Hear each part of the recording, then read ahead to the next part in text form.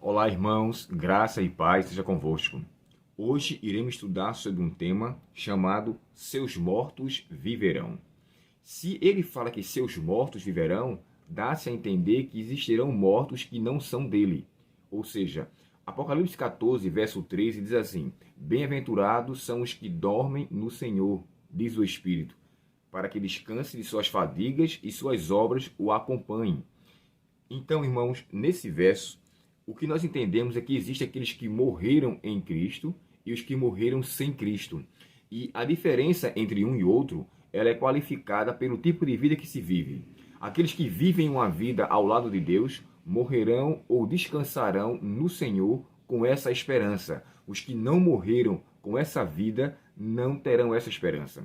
Por essa razão, também o próprio João, quando descreve a volta de Cristo, ele chega a descrever assim: Não vos maravilheis disto, em que vem a hora em que todos, eis que vem a hora em que todos que se acham nos sepulcros ouvirão a sua voz e sairão. Observe, todos ouvirão, mas ele fala: os que tiverem feito o bem para a ressurreição da vida, e os que tiverem feito o mal para a ressurreição da condenação. Então, essas expressões também são entendidas aqui como aqueles que fazem o bem, os mortos no Senhor. Aqueles que não fizeram o bem, não morreram no Senhor. Como pessoas que somos irmãos, todos somos criaturas de Deus. Todos somos criados por Deus. E o propósito de Deus para conosco era nos dar vida verdadeira. A vida que ele disse, Eu vim para que tenham vida e vida em abundância. Então aqui, o contexto desse cântico de Isaías, quando ele escreve aqui no capítulo 26, ele faz uma distinção entre os mortos no Senhor e aqueles que não vão ressuscitar. É claro que essa ressurreição aqui está sendo aplicada à segunda ressurreição, ou seja, a primeira aqui não farão parte, esse grupo aqui do verso 14, que diz assim, mortos não tornarão a viver, e os compara como sombra. Sombra é um reflexo de algo real. E aí chega a descrever assim: sombras não ressuscitam, por isso os castigaste e destruíste, e lhes fizeste perecer toda a sua memória. Lembre-se, irmãos, que essa expressão perecer é aquela mesma também semelhante ao que está em João 3,16. Quando fala no final, para que todo aquele que nele crê não pereça. Então, os que são de Cristo, os que vivem para Cristo, creem nele. Mas os que não creem nele, esses são os que irão perecer. Por isso que ele fala assim: para que todo aquele que nele crê não pereça, mas tenha a vida eterna. Então aqui há um contraponto, entre os que vão perecer e os que não vão perecer. E Isaías também faz uma comparação. Também se assemelha esse mesmo verso ao que nós estudamos na semana passada, de Mateus capítulo 10 e o verso 28, quando fala assim: não tenham medo o que pode matar o seu corpo, mas aquele que pode fazer perecer toda a sua vida por completo no inferno. Então, assim, o fazer perecer quer dizer ser destruído totalmente. E o que me chama aqui a atenção é que no verso 19, o autor faz uma comparação agora e uma aplicação diferente àqueles que morrem em Cristo. E ele chega a descrever que ele, do cadáver, ou seja, o meu cadáver ressurgirá. É o que está no verso 19.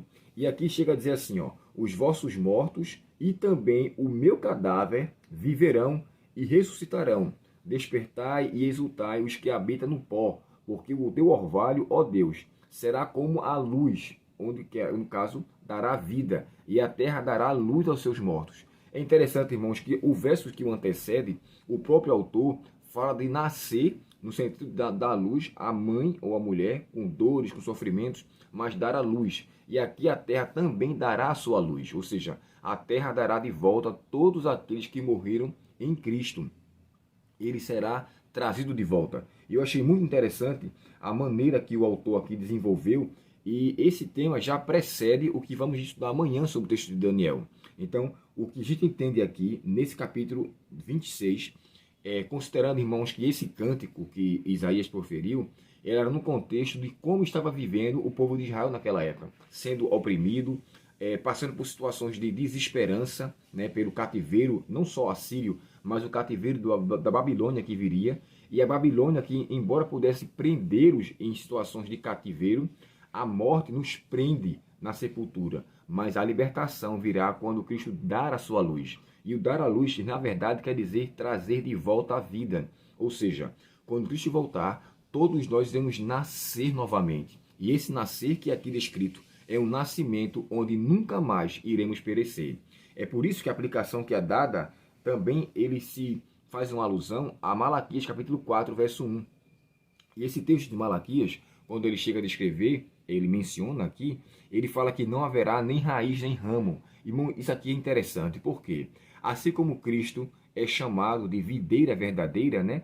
Eu sou a videira e vós são os ramos, todo aquele que ligado em mim dá fruto. Observa só, o estar ligado à videira nos caracteriza como pessoas que estão conectadas com Cristo e darão frutos para a eternidade. Porém, aqui em Malaquias 4, verso 1, Satanás também é simbolizado ou ilustrado como uma árvore. E a árvore que ele é ilustrado será destruída por completo, pela raiz. E os ramos são aqueles que deram continuidade à sua vida, ou melhor, à sua impiedade, da qual o inimigo instituiu aqui. E Ellen White chega a descrever isso com propriedade no livro Grande Conflito, quando ela fala que a raiz é o próprio diabo ali. E os ramos são aqueles que continuaram a sua obra. Então, quando Cristo voltar, todos aqueles que viveram em impiedade, todos aqueles que quiseram viver agarrados com o pecado, que lamentavelmente quiseram fazer dessa vida a vida que eles vivem como prioridade e não a vida em abundância que Cristo quis dar, porque a vida em abundância que Cristo quer conceder é uma vida futura e não agora. Por isso que ele fala, sombras não ressuscitam. Irmãos, viver para algo passageiro é ser, na verdade, uma pessoa ignorante, desculpe a expressão, uma pessoa tola, uma pessoa insensata. Os que vivem para uma vida com propriedade, vivem de fato com uma vida futura, com a visão para o que vai vir lá na frente. Então, o nosso apelo aqui é que sejamos os mortos do Senhor, que sejamos aqueles mortos que vão ressuscitar na primeira ressurreição, e não aqueles que nem são comparados à ressurreição, ou seja, são comparados com que não vão nem existir mais, porque para Deus, irmãos, esses não são contados como aqueles que farão parte do galardão que ele quer nos dar. Por isso que ele fala, eles não ressuscitarão, no sentido da ressurreição que será comparada, a ressurreição que trará de volta à vida todos aqueles que morreram nessa esperança. E aqui eu faço para você um apelo. O que quer que seja, irmãos, por favor, que precisa ser rejeitado, retirado, repugnado, destruído, que assim seja. Que se eu tiver algo guardado, algum pecado acariciado, que ele possa de fato ser desfeito. Que eu, pela atuação do Espírito Santo, venha fazer perecer, ou seja, ser destruído por completo, toda essa maldade que em meu coração ainda tenta levar-me à obra que vai me trazer destruição. Que Cristo, quando voltar, nos traga a vida e que o pecado que tão de perto nos assedia, tenta nos destruir, seja pela atuação de Cristo em nossa vida, perecido, destruído, na verdade, não mais voltado à tona, não mais voltado à sua existência. E que dessa forma nós possamos ser contados com aqueles mortos que em Cristo ressuscitarão primeiro. Que Deus, portanto, nos abençoe e nos prepare para esse tão maravilhoso encontro quando Cristo voltar. Oremos ao Senhor. Querido Pai Celestial, te agradecemos, Senhor, por essa esperança. Se nós não vermos, Senhor, a Tua volta em nossa vida, se o Senhor não voltar em nossa geração, por favor, Pai, que possamos descansar o sono da morte com a certeza que seremos mortos do Senhor. Seremos mortos no Senhor, com a esperança que o Senhor nos concedeu. Perdoa os nossos pecados, nos ajuda, Senhor, a vivermos com a vida de propriedade e que dessa maneira possamos alcançar o tão sonhado galardão pela pessoa de Cristo, nos auxiliando em nossa vida a fazermos tão somente a Tua vontade. Nos dá o Teu perdão e a Tua direção. Nós te pedimos em nome de Jesus. Amém. Deus muito te abençoe. Obrigado por fazer parte dessa família que já está em mais de 500 pessoas. Obrigado por compartilhar os nossos vídeos. Eu peço aqui a você que se inscreva em nosso canal, nos auxilie nesse projeto e que Deus continue a nos auxiliar e nos confirmar a fé até a sua volta. Até nosso próximo estudo e que Deus muito te abençoe. Até logo.